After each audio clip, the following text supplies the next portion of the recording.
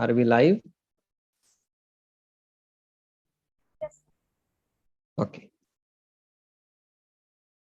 Hello, everyone. Very good evening to all the participants from India. And good morning to all those who have joined from US, and good afternoon from those who have joined in from Europe. My name is Vinay Nair. I'm one of the co-founders of Raising a Mathematician Foundation, and I would heartily welcome all of you to this session called Fun with Number Theory. Let me take this opportunity to quickly brief about what we do and about the faculty who has joined in with us for today. So we are a not-for-profit organization. When I say we, I mean Raising a Mathematician Foundation, who have been in this area of spreading the beauty of mathematics and also making mathematics meaningful to more and more students. We do programs in the summers, like Raising a Mathematician Training Program, Epsilon India, which are all programs for students who are extremely bright and passionate about mathematics. And we also do workshops on applied mathematics in different areas, like application of mathematics in finance and accounting, in economics, application of math in quantum physics, and some other areas like computer science and all. And during the year, we have a year-long program called Regional Mathematics Olympiad Online Training Program. We call it RMOOTP. And RMOOTP happens twice a week, and it's a very rigorous program throughout the year. And we have students who take part in that program from different parts of the world and not just from India. So if you wish to know more details, you can visit our website, raisingamathematician.com. We'll just put that in the chat in a while, and you can find more details about it. And there is a selection process for being part of this program. So you can check those details. And the next exam is coming on the 15th of August for the course that is starting on the 25th of August. So that in short about all of us. And we are doing this webinar today and tomorrow. Today is on number theory and tomorrow is on combinatorics. I hope some of you would have seen a couple of teasers problems on number theory and combinatorics. Probably that is what attracted some of you for this session. So I welcome once again heartily all of you, those who have joined in on Zoom, as well as those who are watching on YouTube. A very, very hearty welcome to all of you. And I'll take this opportunity to quickly introduce our faculty, our guest for today, Mr. Shri Prasad Tambe, or as we fondly call him, Tambe sir. Tambe sir is a faculty for our Regional Mathematics Olympiad Training Program, and is also a faculty for the Raising a Mathematician Training Program that we do. And he's a pass out from IIT. He did his MSc in mathematics from IIT Bombay, and he has been part of various initiatives that is related to mathematics. He works with students of college and postgraduate level, and he also works with school students. Apart from teaching mathematics, he's passionate about music. He's passionate about writing. You'll find his articles. Those who are from Maharashtra, you will find his articles occasionally in Lok Satta and other newspapers. So that's in short about Tambe sir. Tambe sir, without taking more time, I'll hand it over to you. Over to you. Thank you, Vinay sir. Thank you. Yeah, so let me first share the screen.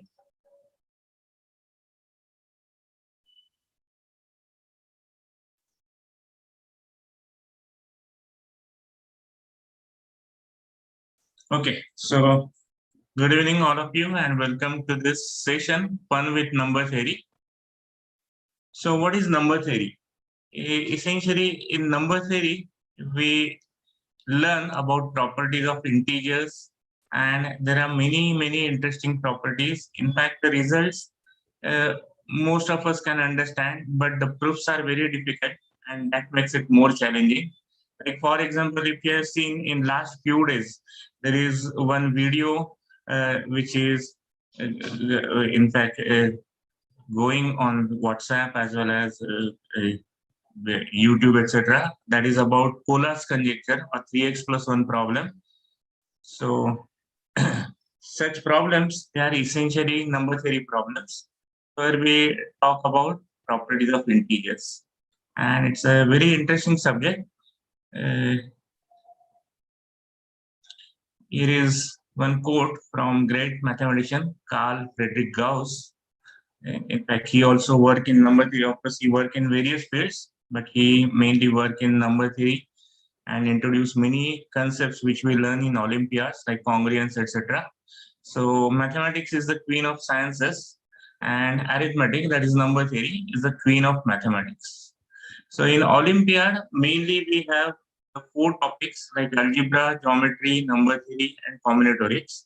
And usually in your schools, you learn about little bit about like algebra, geometry. So problems in Olympiad may not be directly exactly the same which we learn in schools.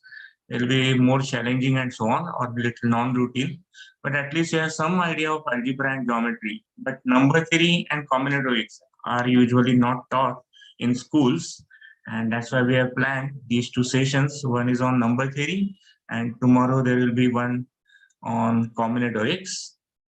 So let's begin with the problems in number theory. So that will give you some idea of like how in Olympiad we deal with what kind of problems. Fine, but of course this is introductory lecture. So the problems here which we'll discuss, they'll be, I mean, introductory, not so difficult or something. But actual in Olympiad, the problems are very much challenging, and of course you will enjoy solving all those things, right? So let's begin with problems. For every problem, what I'll do is I'll give you some time, maybe 2-3 minutes at least, to think about each problem, right? Maybe if you get some idea or if you solve it, you can even put answers in chat box. Fine, I'll go through it, and afterwards we'll have a discussion of that problem. And even after each problem, like once we discuss the solution, even if you have some doubt, or so you can raise your hand or you can put in chat box, and I can take what are doubts also. Okay, so let's begin.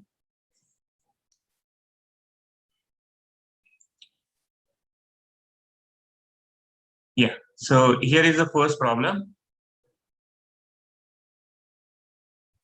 A census taker knocks on a door and asks the woman inside how many children she has and how old they are. So I have three daughters. Their ages are whole numbers, and the product of their ages is 36, says the woman. That is not enough information, responds the census taker. I would tell you the sum of their ages, but you would still be stumped, says the woman. I wish you would tell me something more, begs the census taker. The woman responds, okay, my eldest daughter plays the piano. Then the census taker says, thank you, and leaves. What are the ages of all the daughters? Yeah. So, as I said, let me give you some time to think, and maybe after 2-3 minutes, we can start the discussion. Okay. So, think about it. Ambesh sir, would you want them to send the answer on chat to you? Yeah, they can send answers in chat. You can go through chat. Okay. YouTube viewers, you can put your answers on the chat, on the live chat, and we will take it here.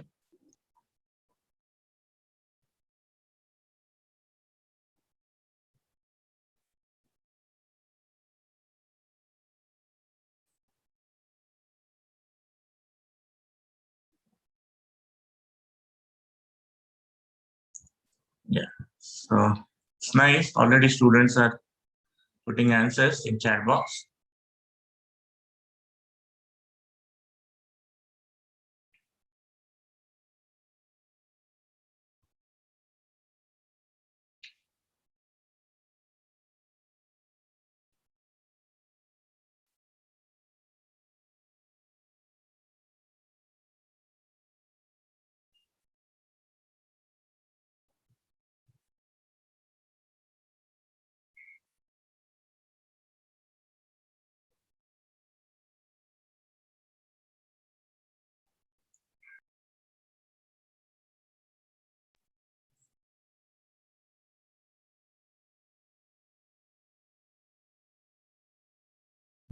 Yeah, good. There are many correct answers.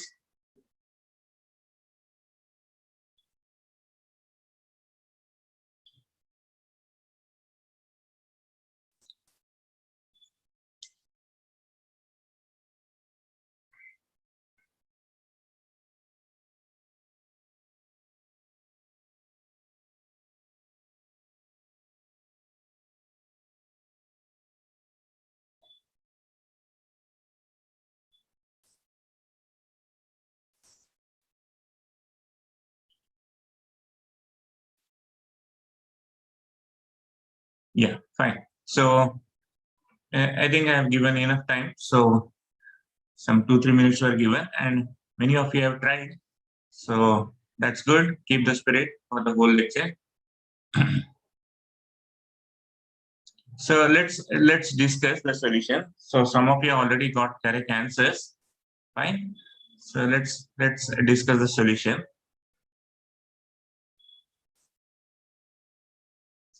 Yeah. So product of their ages is 36, right? Their ages are whole numbers.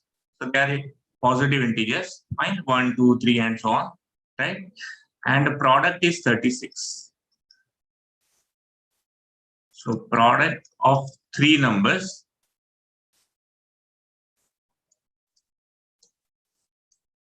is 36. Right? So first of all, what one can do is write down uh, various ways in which you can take product of three numbers as 36. So for example, simplest way I can do is 136, right? Okay. Or what I can do is say 1, 2, 18, right? Or 1, 3, 12, right? In fact, how do we factorize 36? 36 is like 2 into 2 into 3 into 3, right? 4 9s are 36. Okay. So 1, 3, 12, or I can write it as 1 into 4 into 9, right? I can write it as 1 into 6 into 6. Is that okay? Then you can write it as, so I think with 1 it's over. So then 2 into 2 into 9, right? 2 into 3 into 6, right? 3 into 3 into 4. Any other way left? I guess we are done with all of them, right? Now, what's the point? So there are so many ways in which one can factorize 36, right? Now, which choice is correct? So she says, even if I tell you the sum of their ages, right, that is not enough, or you'll be stumped. Now, let's focus on the sum. So this is the way we write 36. Now, let us focus on the sums in each, right? So in first case, the sum of numbers is 38. Is that right? Okay. Then here I'll get 18 plus 2 plus 1, 21. Here we'll get 12 plus 3 plus 1. So that is 16. Here we'll get 9 plus 4 plus 1. That is 14. 6 plus 6 plus 1. So that is 13. Right. Then 2 plus 2 plus 9. That is 13. 6 plus 3, 9 plus 2, 11. 4 plus 3 plus 3, so that is 10. So these are various sums, right? Okay. Now, suppose for example, this is the correct choice. Okay. So suppose 334 is correct choice, for example, right? Then the sum will be 10. And in fact, then he won't sum because the sum is, I mean, the sum is 10 only for this product 334, then he could easily get the answer. So if she says sum is 10, then he could easily guess like 334 is the only way, right? So these will be the ages. But she says, even if I tell you the sum, you will get sum. And which means what? Which means the sum must be 13. All of you agree? Because if she says sum is 13, then again he won't be sure whether it is 661 or 922. right? Okay, but now she says, so one more clue. Uh, of course, that is directly nothing to do with this. I mean, it looks as if like uh, my eldest daughter plays the piano, right? So, but essentially, in this case, she has the eldest daughter, right? In other case, she has two daughters of age 6, right? So, eldest one will get with this one, right? With this choice. So, 2 to 9, that is the answer. So, answer for the question, it was like puzzle, is 2 to 9. Her daughters have ages 2 to 9. So, the product is 36. Okay, the sum is 13, and there is one more option which gives sum as 13, but in that case there is no eldest daughter, there will be two daughters, right? So answer is in fact 2 to 9. Is that fine? So maybe if anybody has any doubt, you can raise your hand, and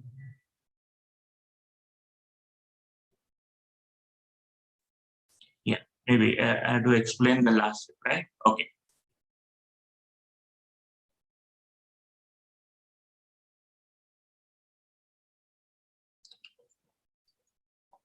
Yeah, one second. So we have found various ways in which 36 gets uh, as a product of three numbers, right?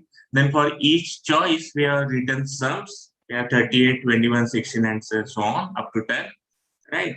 And the lady says, like, even if I tell you the sum, you will be stumped. You won't understand what are the ages and what it means. Like, for example, suppose she says, for example, suppose the sum is 14. That's what she says. Okay. But if sum is 14, then with sum equal to 14, there is one and only one choice. That is 149. So easily he would guess the three numbers, like numbers must be 149. But she says, like, even if I tell you the sum, you will be stumped, which means with that sum there must be more than one option. So he is again unsure, like, which option is correct, right? So 13 is the only number, only sum which occurs for two choices, right? Okay. Now, in first case, the ages are 166. In second case, the ages are 2 to 9. So there is one who is eldest, right, out of all three, and that is her age is 9 years. So for this choice, there is someone who is eldest, right? There is nothing to do with piano, right? But there is someone who is eldest. Whereas in other choice, the ages will be 166, but there won't be eldest, there will be two eldest, right? So the correct option is 2 to 9. Is that fine?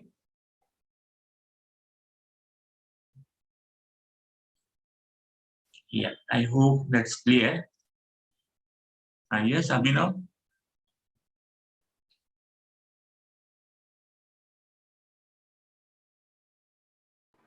Sir, I have a doubt, sir. Go ahead, Abhinav. Sir, why can't 1, 3, 12 come, sir? One, one, Why three. can't 1, 8, 1, 3, 12 come? Why can't it be the right answer is what he's Oh, asking. acha. For 1, 3, 12, look at the sum. Sum is 16. Okay, so if she says sum is 16, then that census person won't get stumped. I mean, he won't have any problem. For sum equal to 16, there is one and only one choice. So he will know the ages. Ages will be 1, 3, 12. See, the point is, even after she says the sum, still he won't be getting the exact answer. And that will happen only with which number?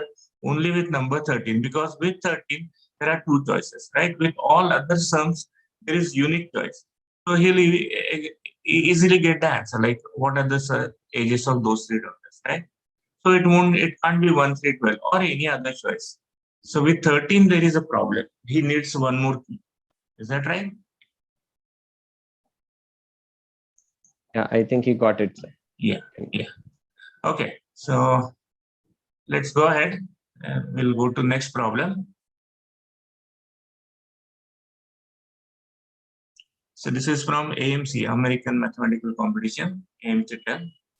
Eric and Marina wrote 2 or 3 poems every day over a period of time. Eric wrote 43 poems while Marina wrote 61. How many days were there in this period of time? That's the information. Okay. Now, again, you think about it, right? So take some time, 2-3 minutes, and then maybe if you get answer, you can put in chat box. I'll go through answers, right? And then we'll have a discussion.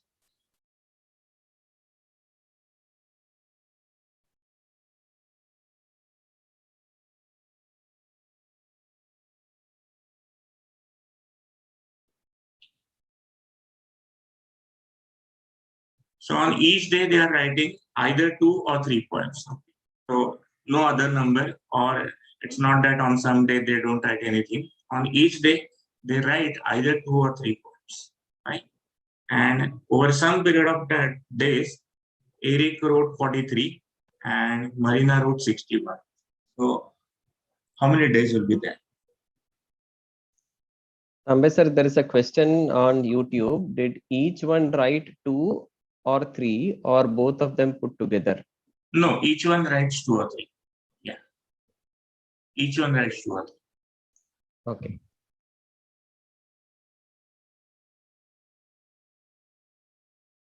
Yeah. Some answers are coming. Good.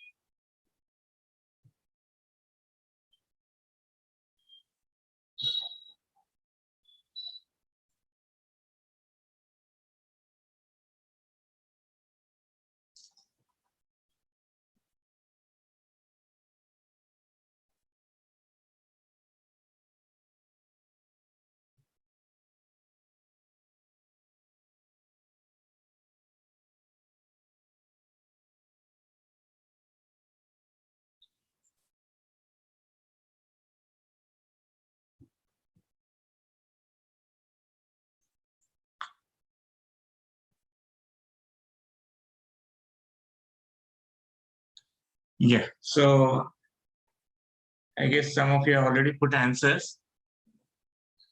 Maybe we can discuss now. Right? This is a problem where you can try to find out certain bounds. Okay.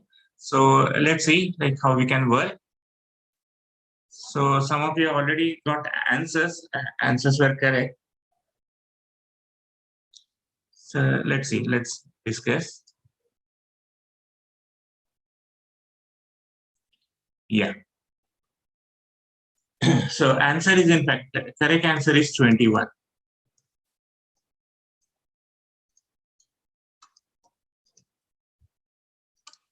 Okay. So look at the idea like how we get the answer as 21. So for example, suppose number of days is less than or equal to 20. Suppose. Right? Now every day they write how many poems? Either 2 or 3. Right? So max to max. So this is problem on in fact extremities. So like max to max, how many poems any of them can write? So every day either 2 or 3 poems, right? Either 2 or 3 poems per day. So with days less than or equal to 20, maximum at max they can write 20 into 3. Is that right? Maximum number of poems they can write is 20 into 3 because every day 3 poems, and that will be essentially 60, right? But in fact, Marina has written 61 poems, right?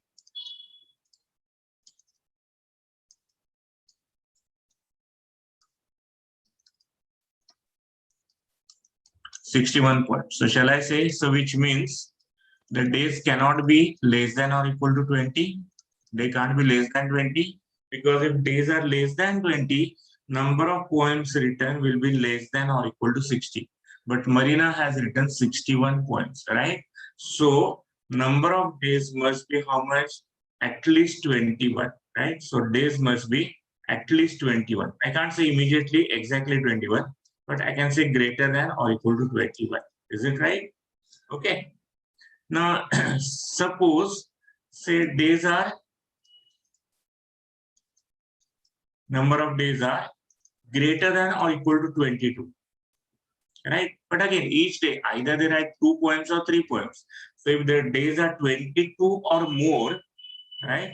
So number of poems, minimum number of poems written by any of them will be how much? At least 22 into 2. Is it right? Is 22 into 2. That is 44. Is that right? So if the number of days is 22 or more, the poems written will be 44 or more. Is that right? Is that right? But in fact, Eric has written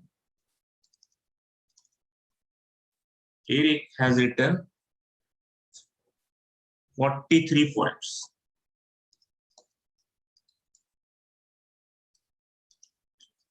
So that is less than 44, right? So this implies days cannot be more than 22. Is it right? Days cannot be more than 22.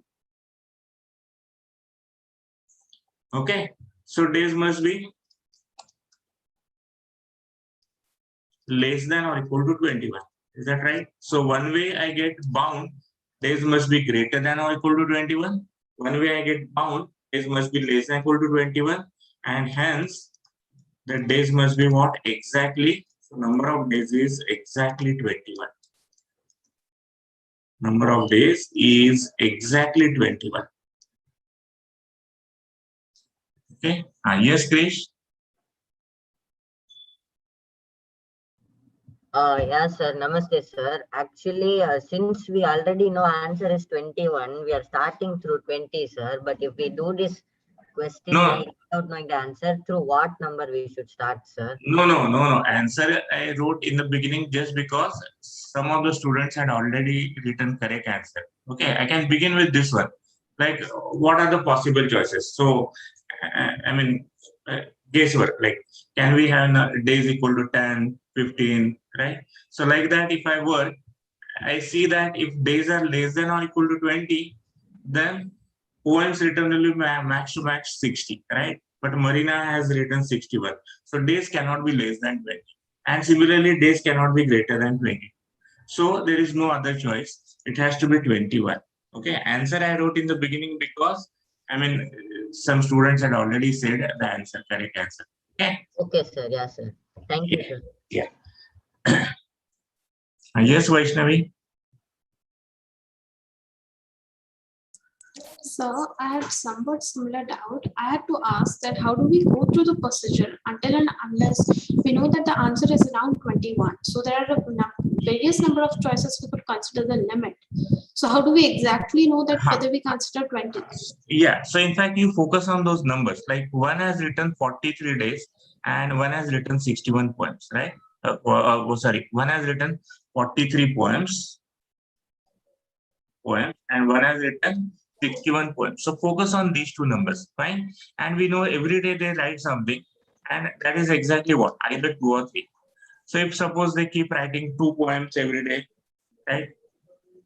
Okay. Yes, sir. So then suppose days are 22 or more, then the number of poems will be 44 or more. But Eric has written 43 poems, and which means days cannot be more than 20. Like that, you can focus on the other number, 61, right? So 61 is what? I mean, 23 is a 60 plus 1. So if number of days is 20, max to max, you can write 60. Fine? Yes, sir. Got it. Thank you, sir. Yeah. Maybe I'll give you one more nice argument. So let's see another argument for the same problem. Maybe that will give you a little bit better idea. So yeah, so same problems. I'm giving one more solution. Look at the difference.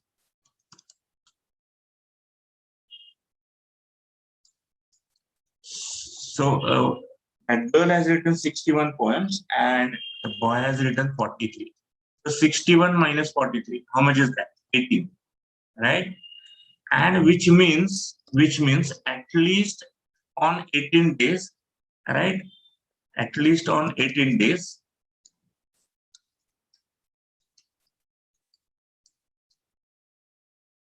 what can I say? That Eric must have written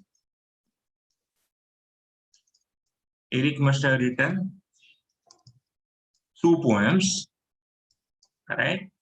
And what's her name? Marina must have written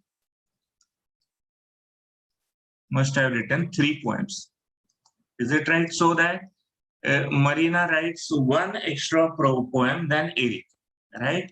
And there should be at least 18 days. Why I'm not saying exactly 18 days? Because it may happen someday Eric may write 3, Marina may write 2. Then there will be more number of days, right? So at least on 18 days. So if difference is 18, at least 18 days, one has written 2 and other has written 3. Then only there will be difference of 18, right? But then with 18 days, what will happen? So let's see in 18 days what happens. So in 18 days, so we know Eric must have written exactly 2 and Marina must have written exactly 3. So Eric will write how many poems? So 18 into 2. That is 36 poems. And Marina will write 18 into 3. So that is 54 poems. Okay. Still, in fact, so on those 18 days, Eric has 36 poems, Marina has 54 poems, and still 36 plus 7 is 43. So there are still 7 poems to be written by Eric, and 54 plus 7 is 61. So even both have written, Eric and Marina have written 7 poems more, right? Are written by both.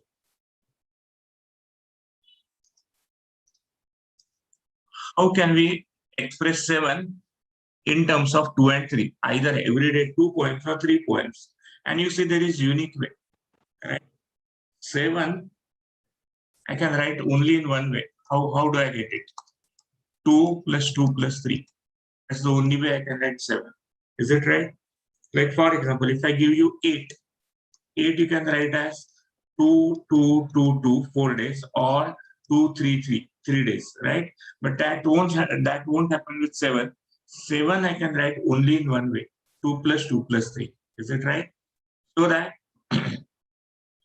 those 18 days plus these 3 days on which they must have written 2, 2, 3 exactly equal poems. So total there are 18 plus 3.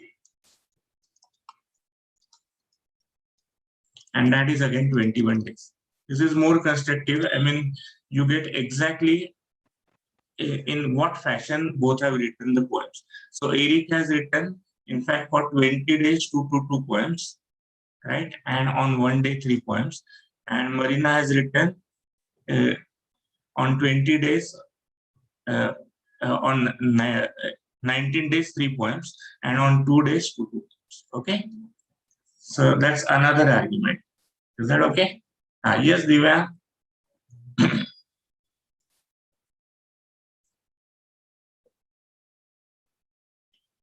Divya, any doubt? Sir, yes, sir. Sir, actually, I added the total number of poems by Eric and Marina, and that was 104. And also, I added 2 and 3, that is the poems they write in one day. So I divided 104 by 5, and I got 20.8, which is near to 21. So will that be a correct method to approach, or is it wrong, No, sir? no. I mean, it has no relevance with the actual. See, because it's not that they'll write 5 poems every day, right? So it could be 2, 2, 2, 2 also by both. So someday both may write only 4. Someday both may write together 6. And some days it will be 5. Okay. So yeah. So that is not perfect logic. That is clearly not perfect. Yeah, somebody has asked question about like what is further 3, 18 plus 3. See, 18 days, because there is difference of 18 points, at least on 18 days, Eric, Eric must have written 2, Marina must have written 3, right? That gives me the tally of 18 days. Eric has written 36, Marina has written 54. But Eric's number is 43, which is 7 more than 36. Marina's number is 61, which is again exactly 7 more than 54, right? So both have written 7 more points. But 7 you can write only in one and one fashion, 2, 2, 3. So there are 3 more days required to write those 7 poems, and that too only in one way, 2, 2, 3. Is that okay? So those 3 days I have to add, and that will give me 18 plus 21 days. Fine? Yeah, so I think we can go ahead. So that was AMC 2010 problem.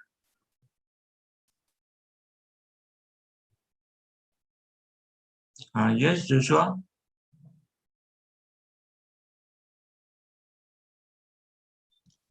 Yes, sir. Sir, you could also do it another way. We could find the minimum amount of days and the maximum. So I did that. And I found both were 21. So I wrote that only. Okay, okay. Yeah, fine. Okay, so let's go ahead. So here is old problem, like even Babylonians or Indians, Chinese, in every culture, they solved such problems. Find all rectangles with integer sides whose perimeter equals area. You can start working. Problem is not difficult, but again, I'll show you later on 3, 4 different ways how you can solve this problem. And in fact, that explains various number theoretic techniques which are used in Olympiads. Right? So start working first, get the solution, and problem is not difficult. And once you get it, then I'll show back 3, 4 different ways. So that's one feature of Olympiad problems. Like many times you can solve a problem in various ways, more than one ways. Yeah, somebody has asked question, rectangles, do they contain square? Yes, every square is also rectangle. Okay. For example, if I get answer is 10 cross 10, that is also rectangle. Fine? Yeah.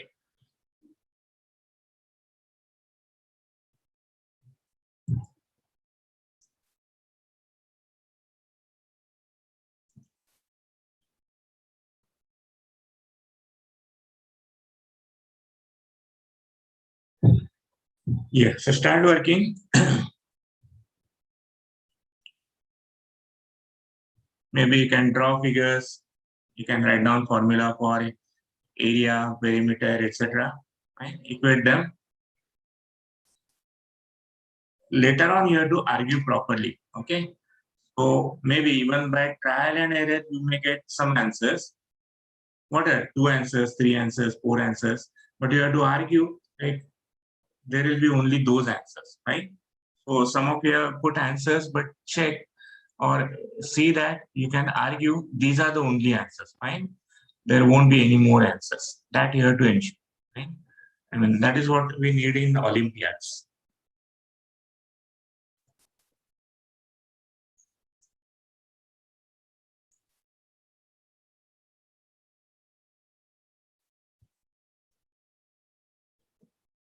Yeah, maybe I can draw.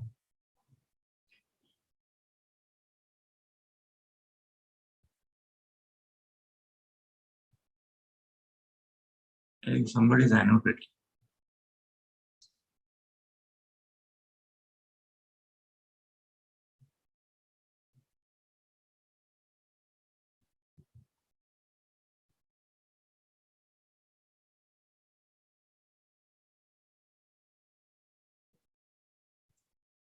Yeah.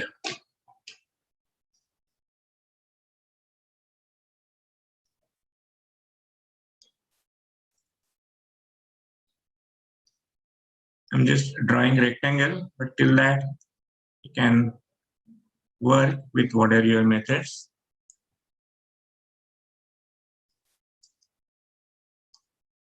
So I can take sides as xy, they are integers. In number theory, the point is, in fact, we deal with integers, and in fact, such equations where we try to find the integer solutions, they are usually known as Diophantine equations.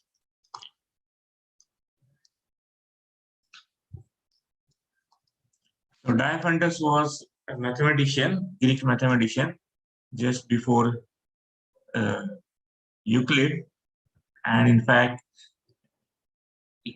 he tried to work with equations where solutions were integers. And essentially, I mean, in those days, mainly they used to work with integers only. So we have got the name Diophantine equations for such thing.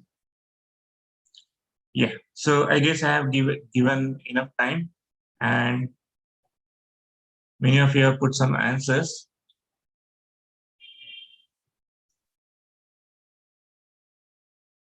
Okay, so let's see. And as I said, in fact, I'll show you by different ways.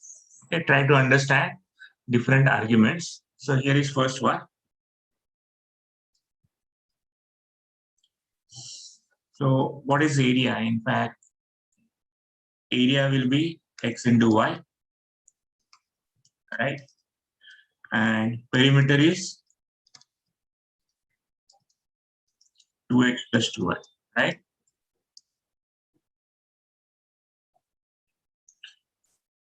Okay, so first way, so we want xy equal to 2x plus 2y. And we can think of it as some algebra problem, right? So I'll take all of them to one side, minus 2x minus 2y equal to 0, right? And then we'll try to solve it. So can I factorize this? Xy minus 2x minus 2y. Think about it. Can we factorize this?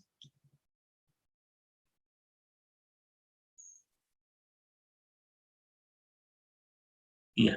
So see that, I mean, directly you can't factorize, but just if you add 4 on both sides, now you see this I can write as x minus 2 into y minus 2. Is it right? That is equal to 4. Okay. How do we multiply? X into y, that is xy. X into minus 2, that is minus 2x. Minus 2 into y, minus 2y. Minus 2 into minus 2, that is plus.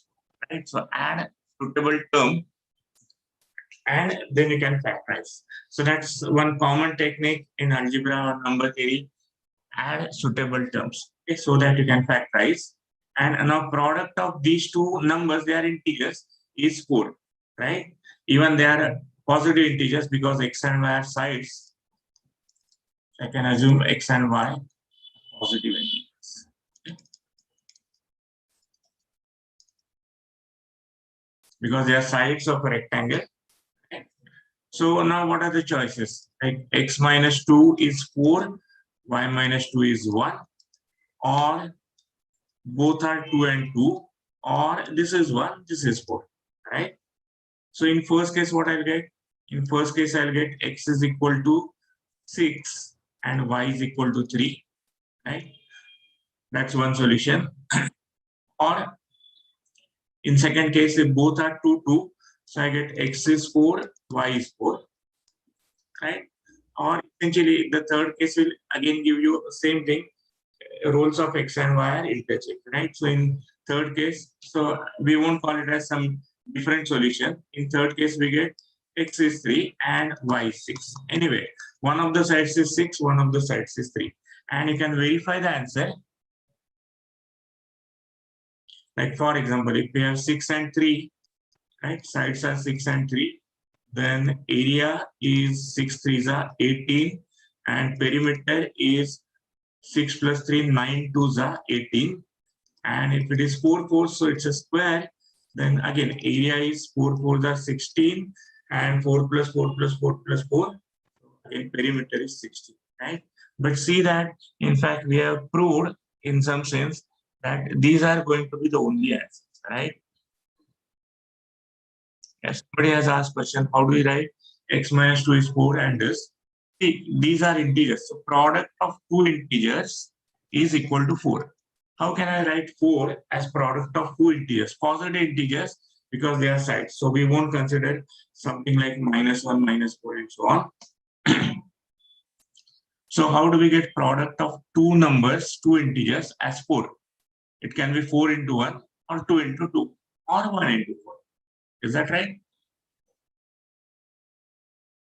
But more or less, like this was algebraic argument. So this solution is more based on algebra. Like we take all terms to one side, add suitable thing, factorize, and then solve it, right? So in some sense, this was based on algebra.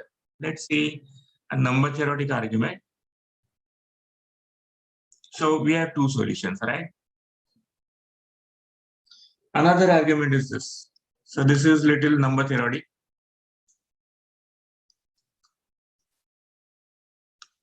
Yeah.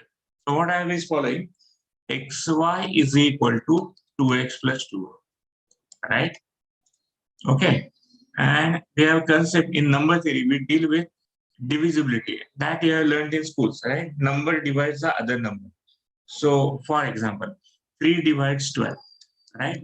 4 divides 12, right? Maybe I'll write down notation. So we say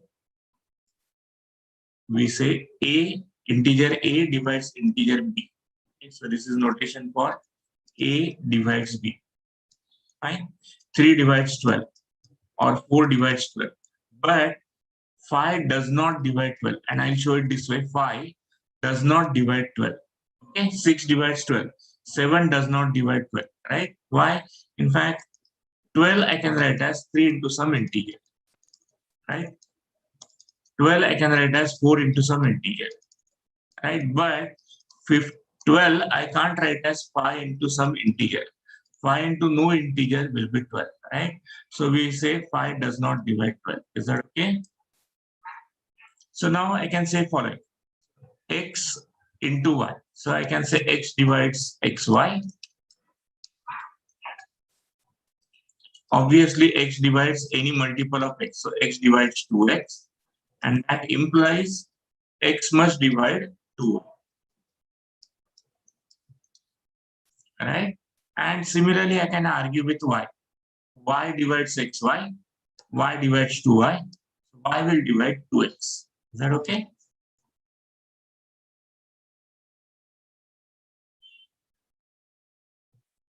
So, similarly, I can say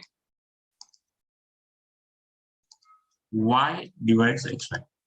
And this you can say even by symmetry. Observe, equation is very much symmetric. Even if I change x to y, y to x, right, I get again same thing, right? So I can very well say x divides 2y and similarly y divides 2x. Okay. But what I mean by x divides 2y? So I can write 2y as x into some integer, right? So I'll say x times some integer, maybe m.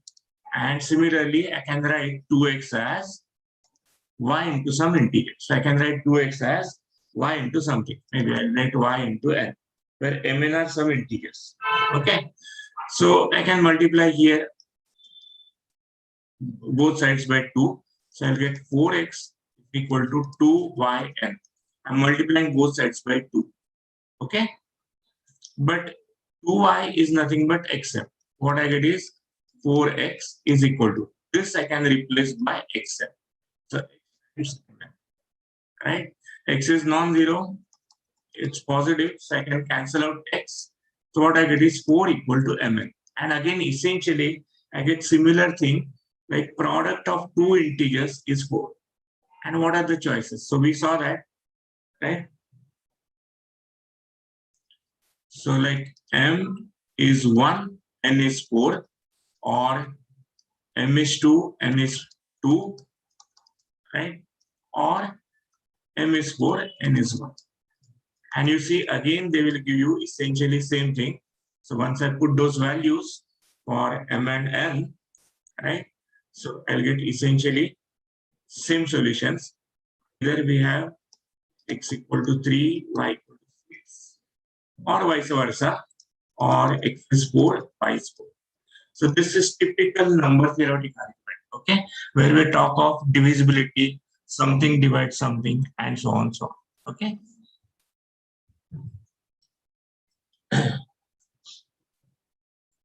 Yeah.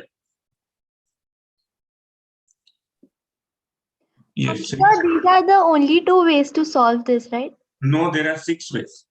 At least, I mean, I have done it by 6 ways, okay, but there could be more also, right?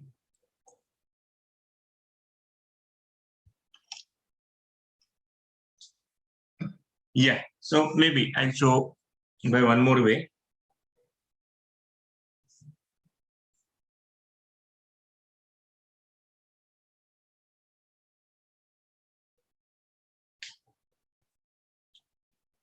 I'll show you by one more interesting way, and maybe then we'll go to next problem, okay?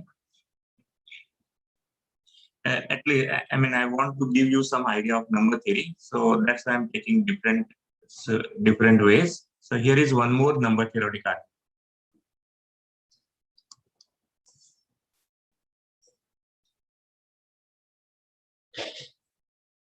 xy is equal to 2x plus 2y, right?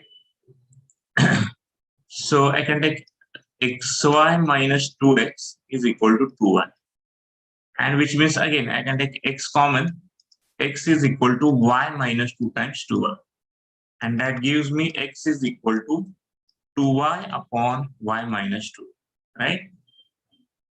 So I know anyway everything is non-zero, I can safely divide, they are positive, right? So x is 2y upon y minus 2, and note I know x is integer. X is integer.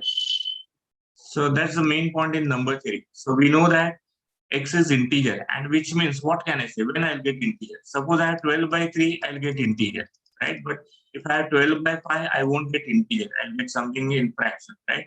So I'll get something like 2.4x. Okay.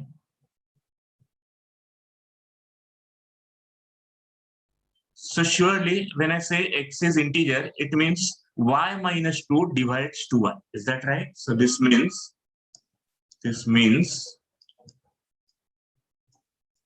y minus 2 divides 2y.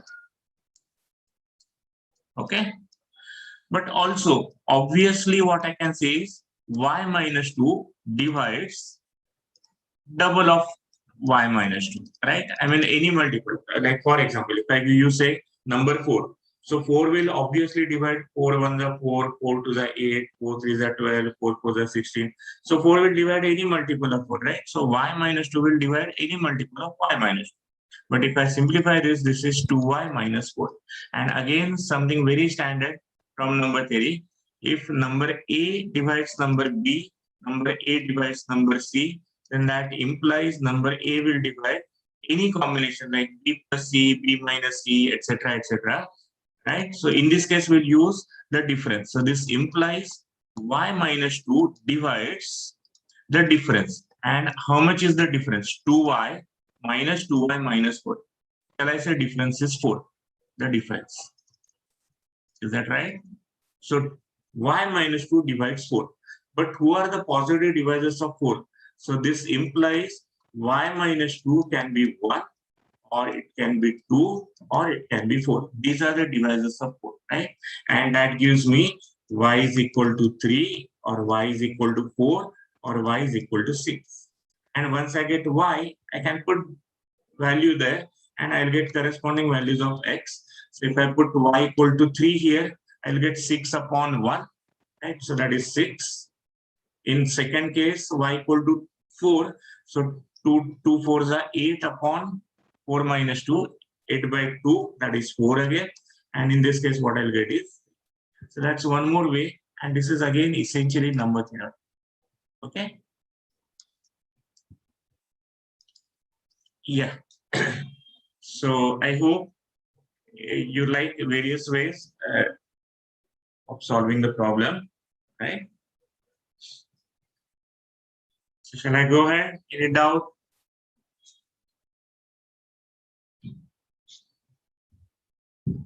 There are many interesting problems further also. So yeah, so we can go ahead. Okay, find all 6-digit natural numbers n equal to a1, a2, a3, a4, a5, a6. I'll explain the notation, don't worry, which can be formed using digits 1, 2, 3, 4, 5, 6, each exactly once, such that for 1 less than or equal to k less than or equal to 6, the number a1, a2, a3, ak is divisible by k. Okay, I'll explain this. This is RMO question. This is RMO 1994. What is RMO? Regional Maths Olympiad, right? Regional Maths Olympiad. So that time there was only RMO. Now they have started even PRMO, pre-regional maths Olympiad, right? Yeah. So this is RMO 1994. Now the idea is following. So I mean, whatever they have written in those symbols A1, A2, A3, K between 1 to 6, etc. Try to understand in simple fashion. So n is some 6-digit number. Okay. For example, it could be 1, 2, 3, 4, 5, 6, or it could be like, for example, 3, 2, 4, 5, 1, 5, 6, 1. Anything, right? So using those 6-digit exactly once, we are forming a 6-digit number. Is that right? Now that number should be such that just first number should be divisible by 1. Then two numbers together, 2 digits together should be divisible by 2. Then 3 digits together should be divisible by 3. 4 digits together should be divisible by 4. 5 digits together should be divisible by 5. And the whole number should be divisible by 6. Okay. So A1, I mean, just very first number is divisible by 1. Now you know the notation, right? A1, A2 together, a 2-digit number is divisible by 2. A1, A2, A3, 3-digit number should be divisible by 3. A1, A2, A3, A4 should be divisible by 4. A1, A2, A3, A4, A5 should be divisible by 5. And the whole number should be divisible by 6. Is that okay? Maybe I'll write here.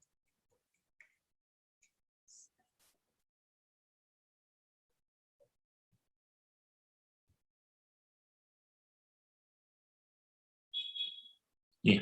So 5 divides A1, A2, A3, A4, A5. And 6 divides A1, A2, A3, A4, A5, A6. Now think it this way. So when you try to solve the problem, in fact, it's based on what?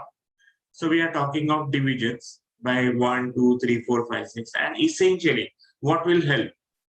The test of divisibility, right? So that we have learned maybe in 4th standard, 5th standard, right? Or maybe 5th, 6th standard. So various tests of divisibility. Is that okay? So think of such ideas and try to get the numbers. Fine. I'll give you some time and then again we'll discuss. Fine. So start working. Krish, if you have doubt, you can ask. Sir, yes, sir. One doubt, sir. Is it like the first 2 digits, when you add it, it should be divisible by 2, or when you No, multiply it? no. So like, for example, with these 6 digits, for example, if I form number 1, 2, 3, 4, 5, 6, then 1 is divisible by 1, 12 is divisible by 2, 123 is divisible by 3, and so on. Like it should be like okay, sir. Yes, sir. Yeah. Thank But you, obviously, this is not the answer because 4 won't divide 1, 2, 3, 4, right? So it won't be the answer. If you have doubts, you can ask. If you have answers, you can put answers in chat box.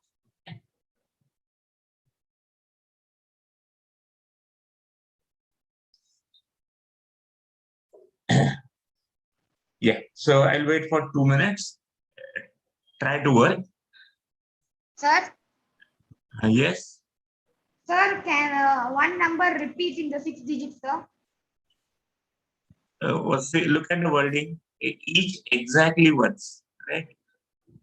Which Okay. can be formed using each exactly once. So every number is used only once. Okay. Okay. Yeah. Sir, I got the answer. Okay, fine. Yeah, wait for that, and we'll discuss. Let everyone try, or at least give a thought, and then we'll work. Okay.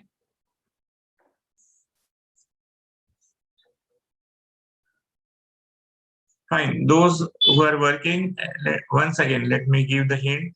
Like it's based on what? The test of divisibility, right? By 2, 3, 4, 5, 6. Okay, and that will help you. So that will give you solutions.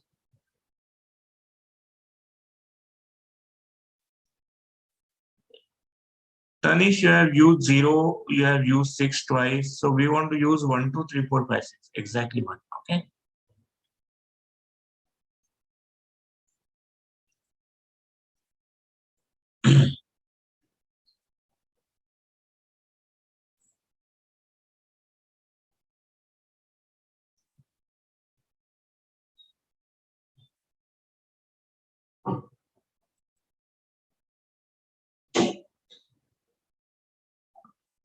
Okay.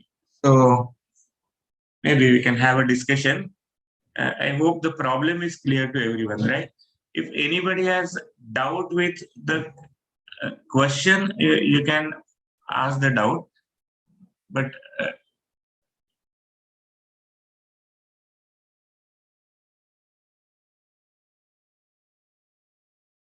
okay, I guess there is no doubt, at least with the wording of the question. Fine.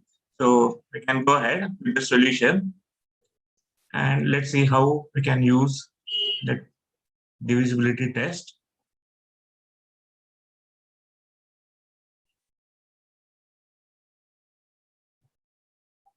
Fine. So let's discuss the question.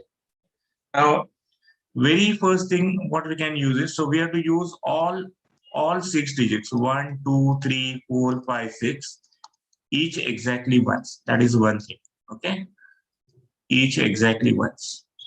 So we can't have something like 1, 1, 2, 3, 6, 5 or some such number, right? Because I want to use every digit exactly once. Okay, that's one point. Fine. Then observe, like 5 divides A1, A2, A3, A4, A5. That should be our beginning, because that fixes our A5. Is it right?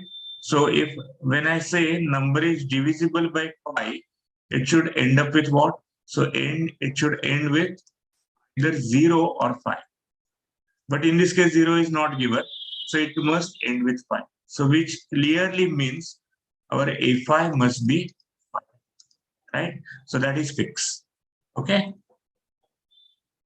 So I know my number is going to be like A1, A2, A3, A4, 5, A6, right? So I know what is A5. Okay. Then A1, A2 is divisible by 2. So this must be even, right? A1, A2, A3, A4 is divisible by 4. So this must be even. And A1, A2, A3, A4, A5, A6 is divisible by 6. So this also must be even. So which means divisibility of 2, 4, 6 essentially tells us that A2, A4, A6 must be even,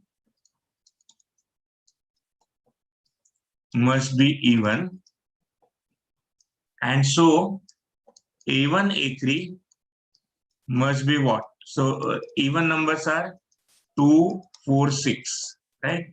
So A1, A3 must be 1 and 3, because they are the only odd numbers left. 5 is fixed.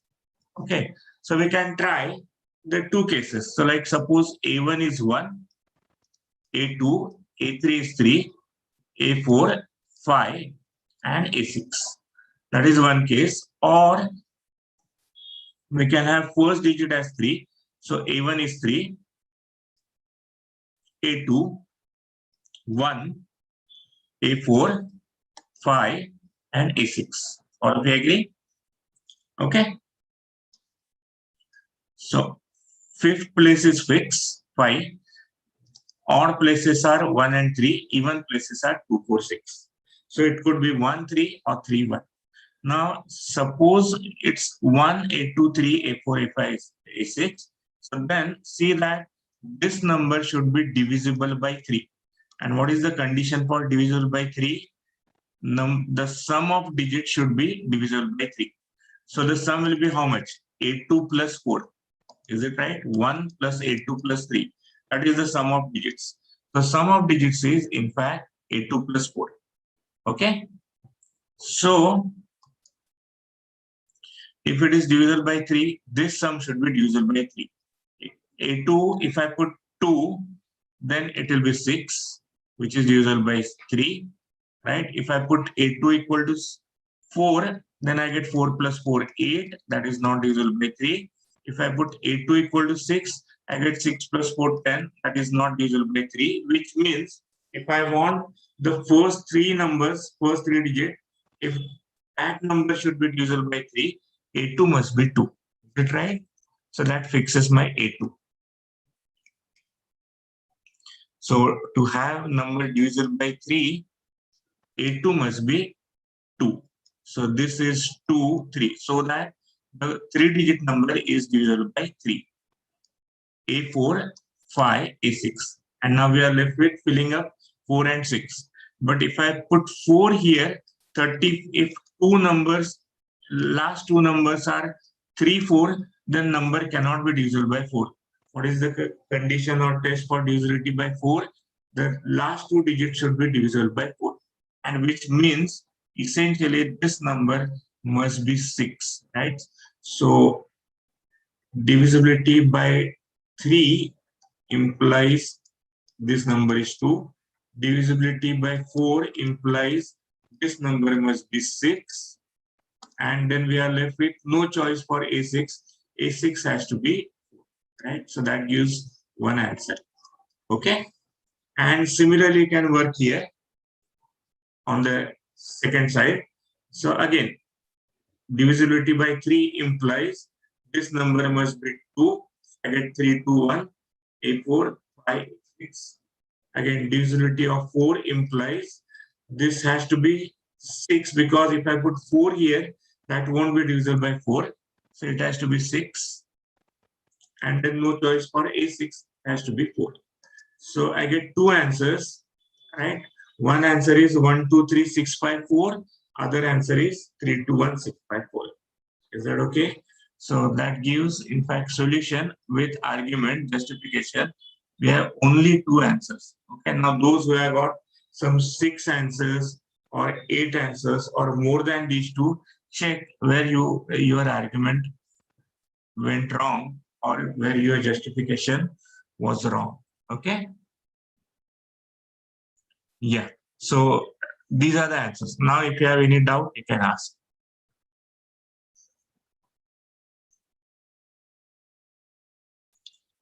Okay. Those who have raised the hands, if you have doubt, you can ask.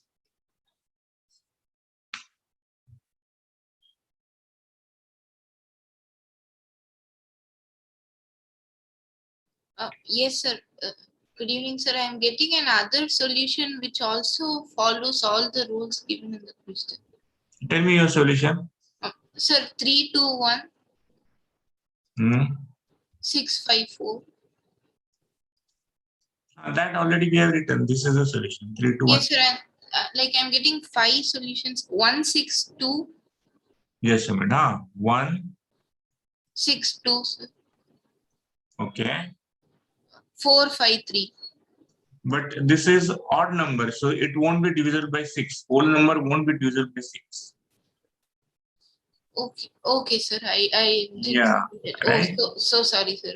Yeah. Yeah. Any other doubt?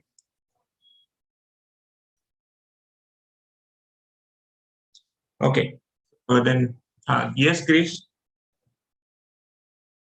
Sir, so this question will have no more than 2 solutions, sir, only 2.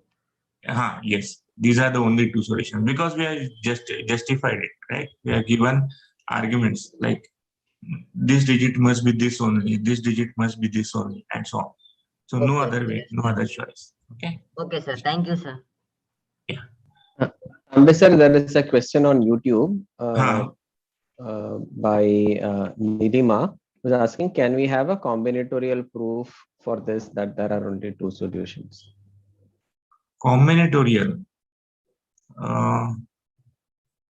See, essentially, you try to give in any ways. Essentially, you have to use divisibility test, right? Somewhere at some point. Correct. Correct. And therefore, essentially, I mean, you call it combinatorial or number theoretic. Essentially, you need a test of divisibility. That's the point. Okay. Right. Okay. Yeah. Thank you, sir. Yes, events.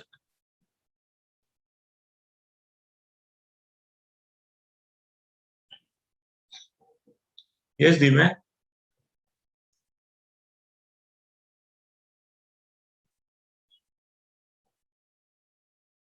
Any doubt or Divan? Yes, sir.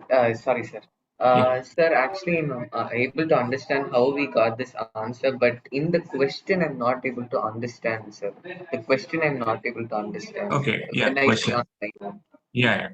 Sir, See, I the wording is little what I can say technical, like A1, A2, A3. So A1 stands for the very first digit, A2 stands for second digit, and so on. And for each k between 1 to 6, so k equal to 1, k equal to 2, k equal to 3, k equal to 4, and so on. So for k equal to 1, A1 should be divisible by 1. For k equal to 2, number is A1, A2. That should be divisible by 2. I mean, number form using first two digits. Okay. For k equal to 3, number A1, A2, A3. So more generally, for number k, A1, A2, AK is divisible by k.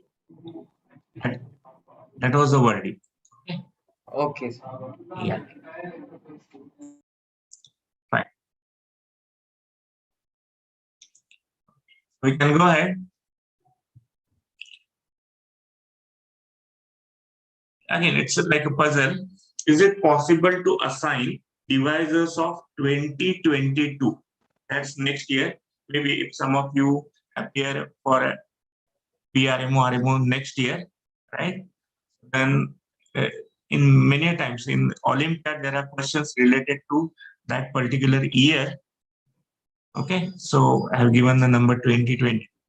Is it possible to assign divisors of 2022 to the 8 vertices of a cube such that for every pair of adjacent vertices, one of the numbers divides the other?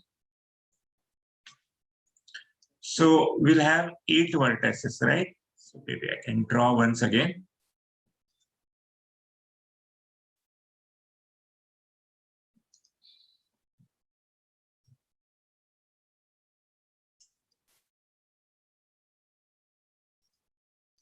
So we have 8 vertices. 1, 2, 3, 4, 4 on top, 5, 6, 7, 8. So there are 8 vertices. We want to assign integers. Okay. Initially, you can take a simpler question. So instead of divisors of 2022, is it possible to assign positive integers, okay, any positive integers to the 8 vertices of a cube such that for every pair of adjacent vertices, one of the numbers divides the other. So like for example, I can put 1 here and 2 here. Okay, fine. I can put even 3 here. So then 1 divides 3, 1 divides 2, right? Or suppose I have a number here. So it should be such that this number should divide 3 or 3 should divide this number. Number should divide 2 or 2 should divide this number. For example, I can try to put 6, right? So that 3 divides 6, 2 divides 6. Is the point clear? So firstly, without any condition, try to put 8 positive integers, no condition like this. try to put 8 positive integers so that for every pair of adjacent vertices, one number divides the other. First do this, and then we'll go ahead with the divisors of 2022. Okay, so first you solve the simpler one.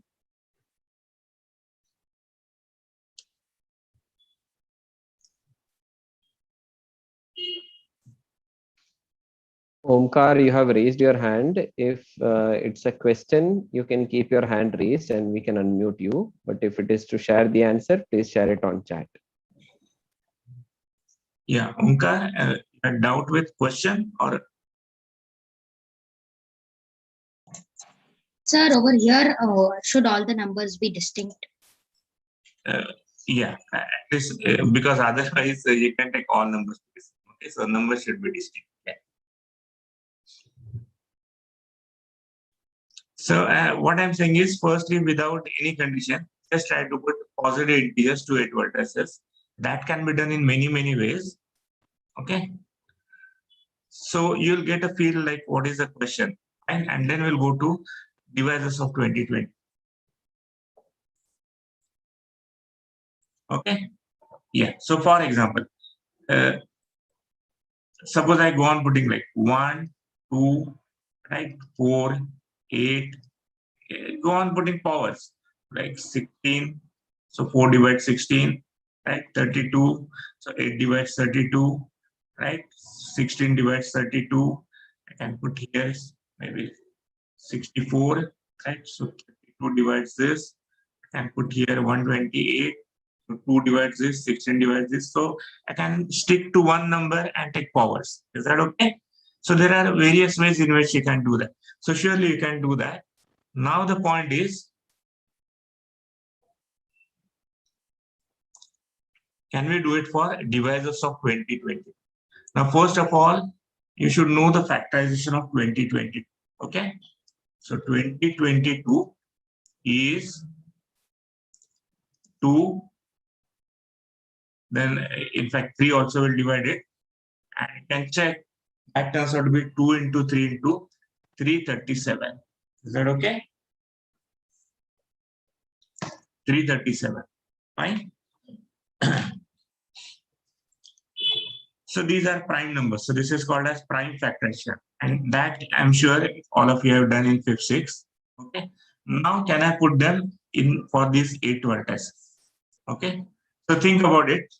And maybe after 1 minute, I'll show that. Okay. Vaishnavi, if you have doubt, you can ask. Fine. If you have answer, you can put in chat box.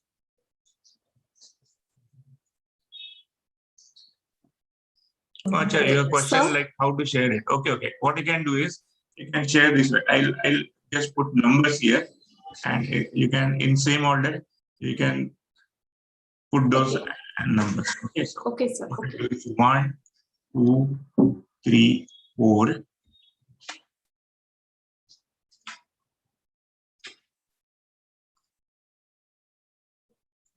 5, 6, 7, 8. Okay.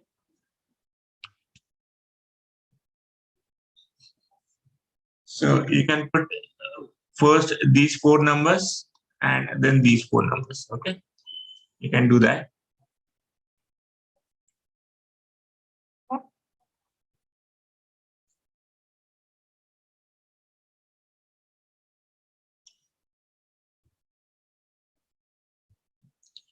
In fact, what I suggest is there is nothing special about this 2, 3, 337.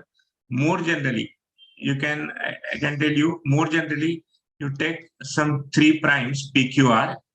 So PQR are 3 primes, fine, distinct primes, okay, and then try to put in terms of PQR.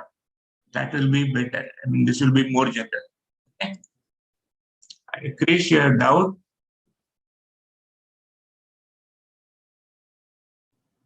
Yes, sir. Should the number in the place of 1 and 5 in the drawing, sir? Those two also should divide, sir. Number in place of 1 and 1 and 5, sir. Yes. Those two Yes. They are adjacent. So this should divide this. Okay. Yes, sir. Yes, sir. This and this may not be divisors, but those who are adjacent, wherever there is age, one number should divide the other, one of them. Okay. Somebody has written 7 divisors of this, but in fact there are 8 divisors. Okay.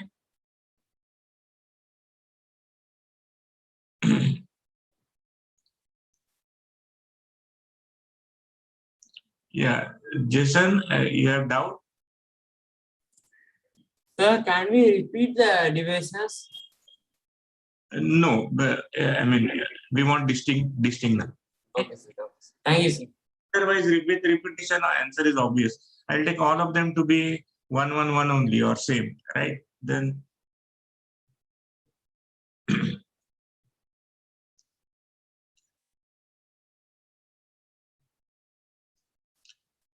those who are saying 7 divisors, note 1 is also divisor. Okay. So there are 8 divisors for this number.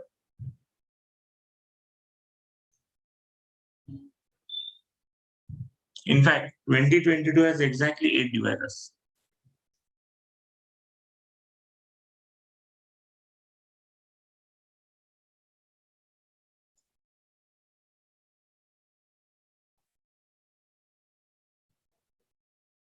Yeah, so it's possible, as some of you are saying. Maybe I can show the answer because now time is little less. So here is one way. Okay, of course I'm giving you one way. It may not be the only way. You can try some other things. Fine. So I'll put 1. Maybe I'll put 1 here, P here, Q here, and if it is 1 PQ, this I'll put as PQ. Is that right? Okay. Then that third divisor R I put here. So the idea is with 1, you take those 3 factors, PQR. So 1 is in fact adjacent to these 3 vertices, and those I'm assigning as PQR. Now once this is PR, this is fixed again. This is P times R. Once this is Q, this is R, this is fixed, this is QR, and check this is PQR. See that for PQR, PR divides this, QR divides this, PQ divides this. Check. In fact, for every pair of adjacent vertices, one number divides the other. Is that okay?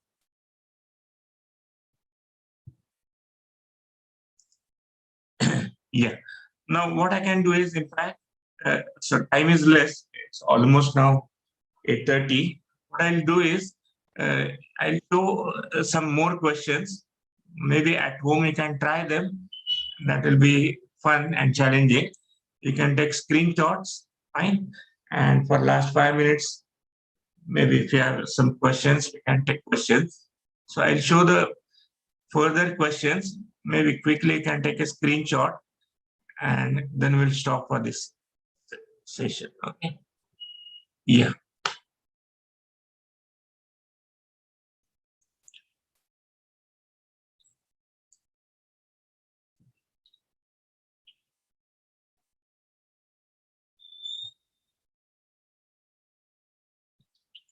Find all the primes PQ such that P square minus 2Q square is 1.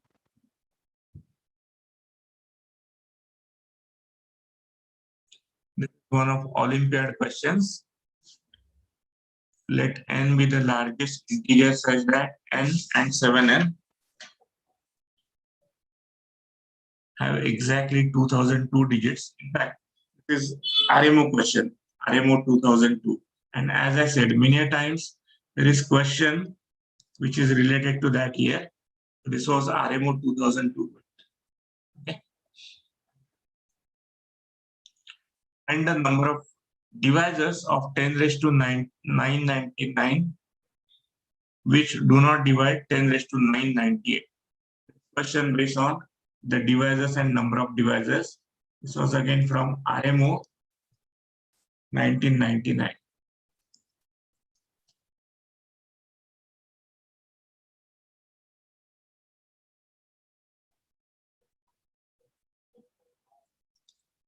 And here is one question. This is standard. At many places you'll find such questions. Find the number of zeros at the end of 2021 factorial. That exclamation mark stands for factorial. And it's called as n factorial. And what it means is, so like for example, 4 factorial is 1 into 2 into 3. So that's 24. 5 factorial will be 1 into 2 into 3 into 4 into 5, 120, and so on. So find number of zeros at the end of 2021 factorial. For example, 5 factorial ends with 1 0 at the end, right? Or if I take say 10 factorial, that will end with 2 zeros. 2021 factorial will end with how many zeros? And somewhat converse question, find some integer n for which n factorial ends with 2022 zeros. So 2 questions are different. Okay. Yeah. So these are the 10 questions which I had taken for this. Of course, there is time bound. So we have discussed nicely some 5-6 questions. I hope you have enjoyed and you can try these other questions at home. Fine. And I hope you like them and you like to join for PRMO. Fine. So I'll stop here. Maybe if they have doubts, I can take some doubts. Yes, those who have questions, please do raise hand, and those who don't, just stay back for a quick announcement that I need to make. Tambe sir, can you stop sharing your screen? Yes, yes. Okay. Thank you all for joining. All of you have been a wonderful audience, and we could see how actively you were involved in solving the problems. So do join in for tomorrow's session on counting, which will be done by Dr. S. Muralidharan. And do take this opportunity to visit our website. Neha, can you put the website link on the chat? To know more about Regional Mathematics Olympiad online training program, which is going to start from the 25th of this month. It's an amazing program. We have Tambe sir, Murli sir, and another great faculty called Bhas Bhamre. So all 3 of them would be taking the sessions, and we get students who are at least as passionate as all of you are. So do apply. There is a selection test which will happen on the 15th of August. And the last date to register for that is the 13th of August this month. And you can visit the program section, Regional Mathematics Olympiad section, RMO section, where you will find more details about this program, and you can get it from there. Neha, can you put the RMO link and Raising a Mathematician link here? Yes, thank you. So you will find that, and we do have need-based scholarships for this. So do not hesitate to write to us if you need a scholarship, or while you make the application, do not hesitate to apply for a scholarship if you have constraints in managing the finances. So I hope all of you enjoyed this session, and I would like to thank all of you for being active participants in this session. And those who have doubts can stay back. You can do a raise hand and we'll clarify your question. Others, thank you. You can put your comments in the chat. YouTube viewers, thank you so much for joining in. And Zoom viewers, you can put your comments in the chat to everybody. Thank you once again. Thank you so much, Tambe sir, for doing this session. Thank you. Neha, you can end the YouTube live.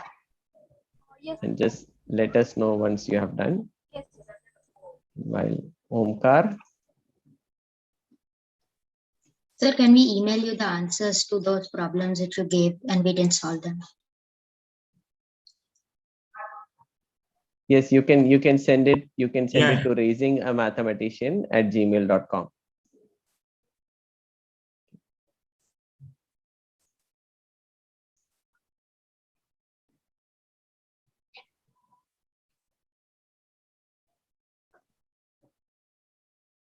Thank you all. Yes. Yeah, Divya, you have some doubt?